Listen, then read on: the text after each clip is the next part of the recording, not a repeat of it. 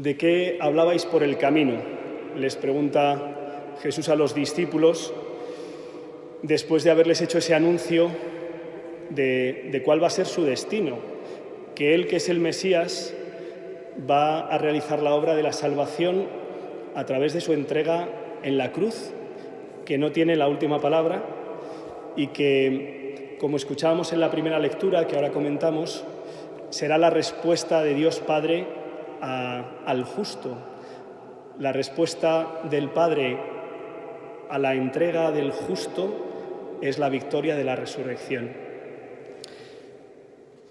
La primera lectura en la profecía del libro de la sabiduría es un libro escrito aproximadamente 300 años antes de la vida de nuestro Señor, y uno escucha estas palabras y no sé a vosotros, pero a mí me viene a la mente la pasión del Señor.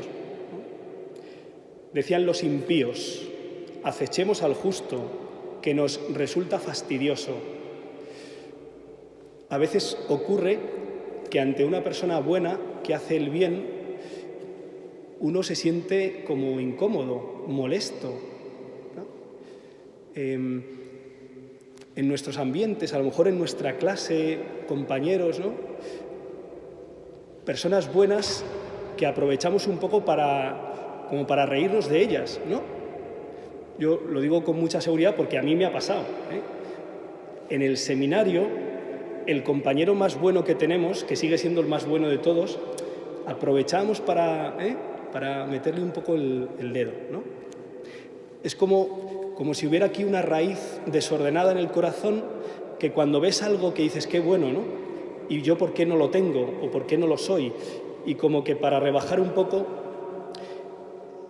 esto es llevado al extremo, porque Jesús no es el bueno de la clase o del grupo, Jesús es la bondad personificada, es el Hijo de Dios. Y ante el pecado hay como una rebelión, Por eso la vida cristiana comienza por una conversión.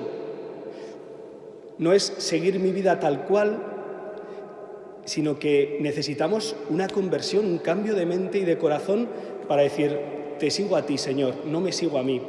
Porque si no, lo que nos sale es esta rebeldía. El justo se opone a nuestro modo de actuar, porque es verdad que quien actúa desde la luz denuncia al que vive en la oscuridad, ¿no? Y entonces tientan a Dios. Si el justo es hijo de Dios, que Dios le auxilie, a ver si es verdad. Vamos a condenarle, vamos a crucificarle. Y en la cruz decían, bájate, si has salvado a muchos, bájate. O sea, yo estoy cometiendo una injusticia y un pecado. Los que habían condenado a Jesucristo eran conscientes de haber tejido una injusticia enorme para condenarle, y aún así le señalan y le acusan, ¿no? Le someteremos a ultrajes y a torturas para comprobar cómo es. Y efectivamente, en la cruz hemos comprobado cómo es Dios. Que en vez de hacernos desaparecer a todos, ha muerto por todos, perdonando. Lo condenaremos a muerte ignominiosa, pues según dice Dios, lo salvará. Me ayuda a veces iluminar desde el Evangelio situaciones contemporáneas nuestras, ¿no? Fijaos, este martes, si nada lo remedia, es posible que se apruebe en el Congreso, no sé, en el Parlamento, una ley por la que se va a criminalizar, se va a penalizar que las personas puedan estar delante de un abortorio, de un centro donde se practican abortos, rezando para evitar esos abortos. Este es el cambio legislativo por el que, yo lo he hecho 4 o 5 veces en Madrid, en un centro cerca del Bernabéu, estar 1 hora rezando el rosario, pidiendo un cartel que pone rezamos por ti y por tu bebé, en silencio.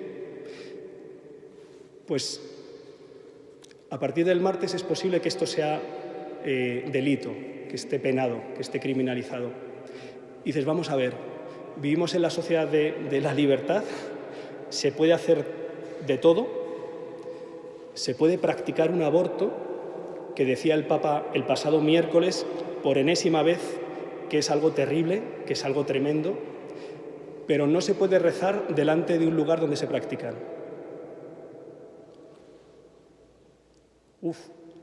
La cosa está fastidiada, ¿eh?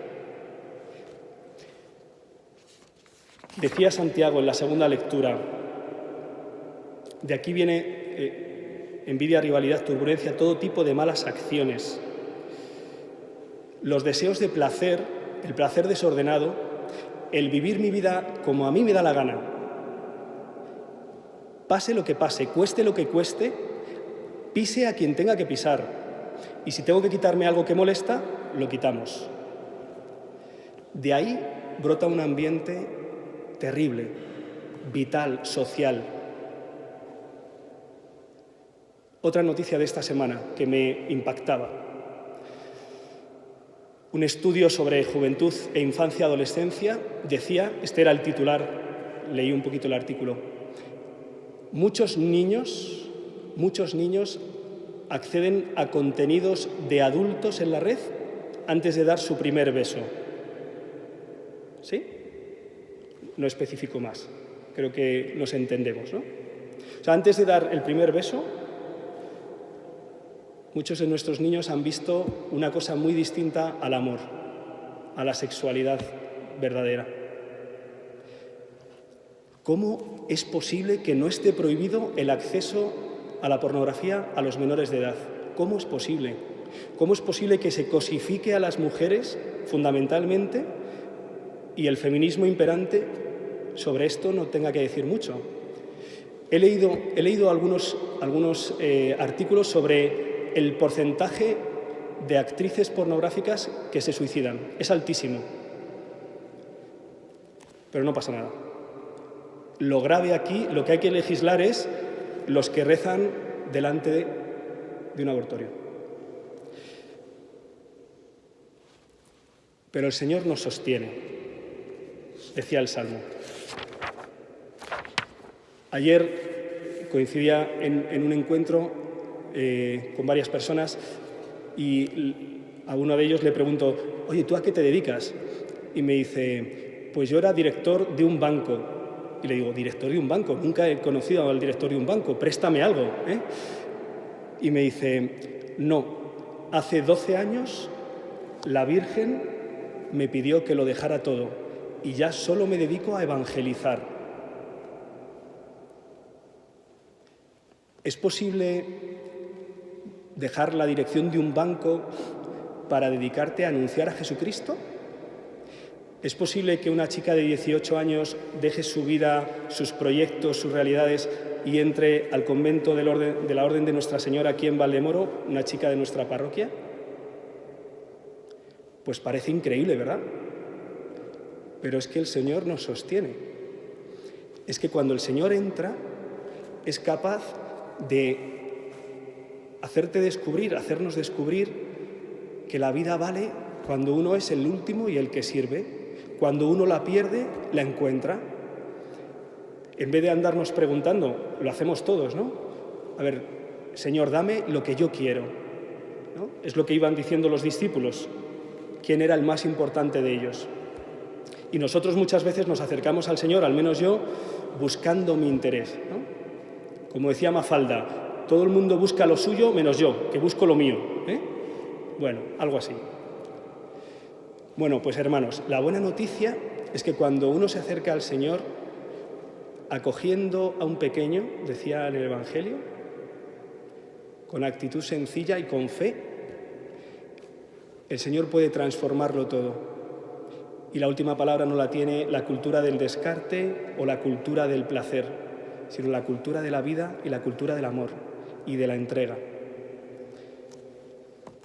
Como sacerdote tengo el privilegio de ver la acción de Dios derramándose muchísimo, constantemente, y el dolor de ver cómo yo mismo y otros muchos nos cerramos a ello y no le dejamos ser Dios y no le dejamos que mate al hombre viejo en nuestra vida, al hombre egoísta, al hombre envidioso, al hombre de las críticas. Pero muchas veces lo consigue, acaba con él. Y nace la criatura nueva, que se dedica a entregarse y a servir y a vivir según el Evangelio, sin excusas. Vamos a pedirle a la Virgen María, nuestra Madre, la Virgen del Consuelo, que nos alcance esta vida. Esta vida, además, esta vida de la gracia no termina, es una vida que se abre a la vida eterna. Hoy estamos celebrando esta misa por el eterno descanso de nuestro hermano José María. Esta vida no se acaba nunca. La vida de la tierra se acaba en 10, 20, mañana mismo o unos años, no sabemos. Pero la vida de Dios no termina. Acojamos la vida de Dios, el que me acoge a mí como este niño, me acoge a mí, acoge al Padre, acoge la vida, acoge el cielo, acoge la eternidad, acoge la luz. Y entonces se podrá romper esta oscuridad que nos rodea en tantos sentidos, socialmente, de crispación, familias, tanto, ¿no? Vamos a pedirle esta gracia a nuestra Madre, la Virgen María, ella que fue la primera que acogió al niño, que se puso a servir, que vivió de la fe, que vivió de la caridad, que vivió la vida de Dios.